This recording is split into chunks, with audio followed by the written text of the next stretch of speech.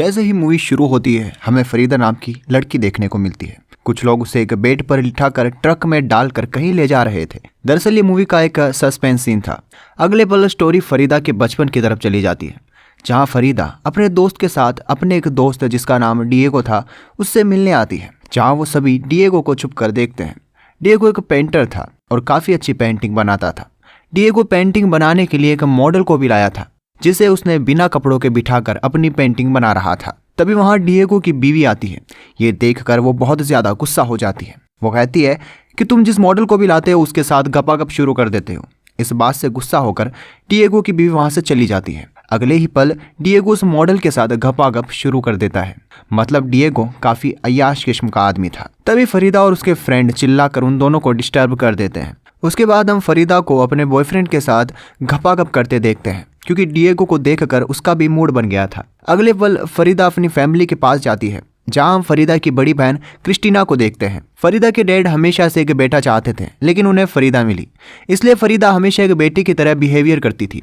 उसके बाद सभी एक फैमिली फोटो लेते हैं और फरीदा हमें एक बस में दिखाई जाती है। तब अचानक बस का एक्सीडेंट हो जाता है और फरीदा बहुत ज़्यादा जख्मी हो जाती है। बहुत कोशिशों के बाद आखिरकार डॉक्टर उसे बचा लेते हैं, लेकिन बहुत चोट आने की वजह से फरीदा बेड से नहीं उठ पाती। फरीदा के पिता फरीदा को ठीक करने के लिए बहुत ज़्यादा पैसा लगाते हैं, जिसकी वजह से उनके घर की कंडीशन बिगड़ने लगती है। अब ज़्यादातर टाइम फरीदा बेड पर ही रहती थी। तभी वहाँ फरीदा का बॉयफ्रेंड आता है, जिसे देखकर फरीदा बहुत खुश होती है। लेकिन उसका बॉयफ्रेंड उसे कहता है कि मैं अपने अंकल के साथ हमेशा के लिए शहर छोड़कर जा रहा हूँ।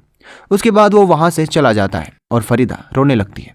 अब फरीदा एकदम अकेली हो चुकी थी और बेड पर पड़े पड़े वो काफ़ी बोर हो रही थी, इसलिए उसके पिता उसके लिए पेंटिंग बनाने का सामान लेकर आते हैं।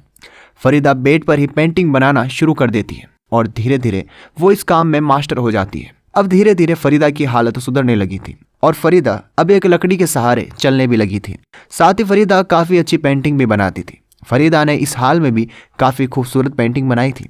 अगले पल फरीदा अपने ठरकी दोस्त डिएगो के पास जाती है और कहती है कि मैं भी पेंटिंग करती हूँ और मुझे इन्हें बेचकर अपने परिवार को सपोर्ट करना है। डिएगो उससे कहता है तुम एक काम करो, एक पेंटिंग तुम यहाँ छोड़कर चली जाओ। अगर मुझे पेंटिंग अच्छी लगी तो मैं तुम्हारे घर आकर सारी पेंटिंग देखूंगा। जब डिएगो पेंटिंग देखता है तो उसे बहुत पसंद आती है और डिएगो फरीदा के घर जाता है, जहां वो इतनी अच्छी पेंटिंग देखकर हैरान हो जाता है। अगले पल डिएगो फरीदा को वहां लेकर जाता है जहां पेंटिंग बनाने के लिए बड़े बड़े आर्टिस्ट आए हुए थे। तब फरीदा को डिएगो की वाइफ मिलती है, जो कहती है डिएगो काफ़ी अच्छी बातें करता है, इसलिए डिएगो से लड़कियां कभी दूर नहीं रह सकती। तब फरीदा को पता चलता है कि डिएगो एक राजनीतिक पार्टी के लिए पेंटिंग बनाता है और उसे सपोर्ट करता है। तब फरीदा भी उसके साथ काम करना शुरू कर देती है। अब दोनों एक साथ काम करने लगे थे।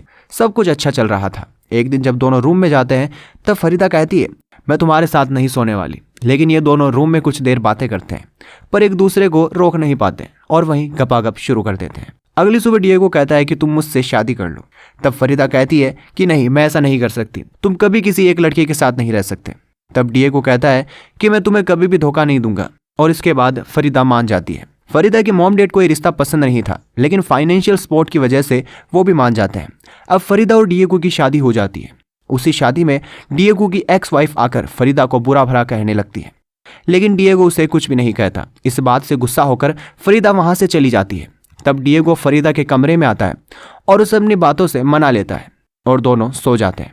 अगली सुबह जब फरीदा उठती है तो वो डिएगो को खाना खाते हुए देखती है। उसे लगता है कि यह खाना डिएगो ने बनाया है। तब डिएगो कहता है नहीं, ये खाना मेरे ऊपर वाले फ्लोर पर रह रही मेरी एक्स वाइफ ने बनाया है। ये बात सुनकर फरीदा बहुत गुस्सा हो जाती है और डिएगो की एक्स वाइफ से लड़ने के लिए चली जाती है। तब फरीदा कहती है कि तुम हम दोनों के रिश्ते के बीच में क्यों आ रही हो। तब वो कहती है कि डिएगो को अगर खुश रखना है तो उसके पसंद का खाना बनाना होगा। तब वो फरीदा को डिएगो के पसंद का खाना बनाना सिखाती है। इसी बीच दोनों एक अच्छी दोस्त बन जाती है। तब फरीदा डिएगो की एक्स वाइफ से माफ़ी मांगती है। अगले पल जब फरीदा डिएगो के पेंटिंग हाउस जाती है तो फरीदा को डिएगो के कपड़ों से लड़कियों वाले परफ्यूम की स्मेल आती है और फरीदा उससे झगड़ा करने लगती है। कुछ देर में फरीदा सोचती है कि डिएगो की हरकतें ही ऐसी हैं, इसलिए वो उसे कुछ नहीं कहती। अगले पल डिएगो फरीदा से कहता है कि न्यूयॉर्क में एक बहुत बड़ा इवेंट होने वाला है और मैं तुम्हें वहां ले जाना चाहता हूँ। ये बात सुनकर फरीदा बहुत खुश हो जाती है। जब वो उस इवेंट में जाते हैं तब डिएगो फिर से अलग अलग लड़कियों के साथ अय्याशी करने लगता है। लेकिन अब फरीदा को इन सब बातों से फर्क नहीं पड़ रहा था, क्योंकि उसे अब इन सब की आदत हो चुकी थी। एक दिन फरीदा डिएगो से कहती है कि मैं प्रेग्नेंट हूँ और वो इस बच्चे को जन्म देना चाहती है। तब डिएगो उसे मना कर देता है और कहता है कि हाल ही में हुए एक्सीडेंट की वजह से अभी तुम पूरी तरह से ठीक नहीं हुई हो। लेकिन फरीदा के जिद करने के बाद वो मान जाता है। अगले दिन जब डिएगो घर आता है तब वो देखता है कि फरीदा को बहुत ज़्यादा ब्लीडिंग हो रही है।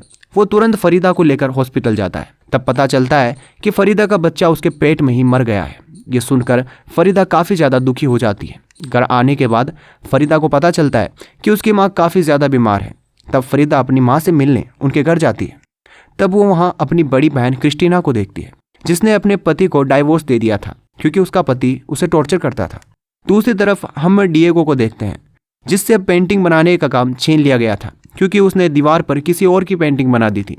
प्रोजेक्ट वाले डिएगो को पेमेंट करके उस दीवार को गिरवा देते हैं।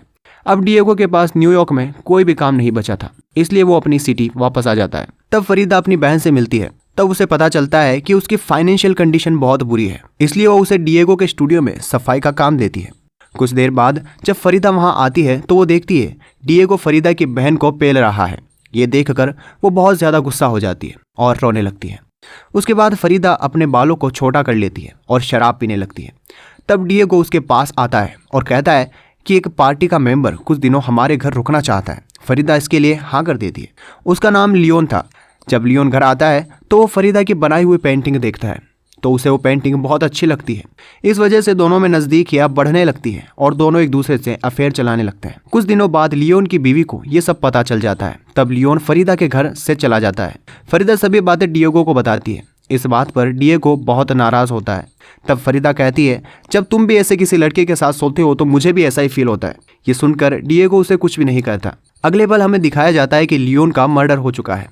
पुलिस अब फरीदा से बात करती है तो फरीदा कहती है मेरा डिएगो से कोई कनेक्शन नहीं है, मैं डिएगो को डिवोर्स दे चुकी हूँ। दरअसल डिएगो ने फरीदा को पहले ही डाइवोर्स दे दिया था। अब कुछ दिन बीत चुके थे और हम देखते हैं कि फरीदा के पैरों में एक बीमारी हो गई है जो अब उसके पूरे शरीर में फैल रही है। धीरे धीरे उसकी हालत इतनी ख़राब हो गई थी कि वो बेड से उठ भी नहीं पा रही थी। तब डिएगो वहाँ आता है। डिएगो को अपनी गलती का एहसास हो चुका था, इसलिए वो उससे माफ़ी मांगता है। अब एक ऐसा इवेंट होने वाला था जहाँ फरीदा की बनाई हुई पेंटिंग को पूरी दुनिया देखने वाली थी। तब फरीदा वहाँ जाने के लिए डॉक्टर से पूछती है, लेकिन डॉक्टर उसे मना कर देता है। तब डिएगो वहाँ जाता है और फरीदा के बारे में सबको बताता है। इस तरह हम देखते हैं कि फरीदा एक बेड पर लेटकर ट्रक में इस इवेंट में आती है। यही सीन हमें मूवी के शुरुआत में दिखाया गया था। अब फरीदा वहाँ सब लोगों से मिलती है और शाम को डिएगो और फरीदा घर आ जाते हैं, जहां फरीदा डिएगो को अपनी एनिवर्सरी का गिफ्ट देती है और मूवी यहीं खत्म हो जाती है। दोस्तों, अगर मूवी आपको अच्छी लगी हो तो वीडियो को लाइक और चैनल को सब्सक्राइब जरूर करें और हमें कमेंट में बताएं कि क्या डिएगो ने सही किया था। मिलते हैं आपसे अगले वीडियो में, तब तक के लिए बाय बाय।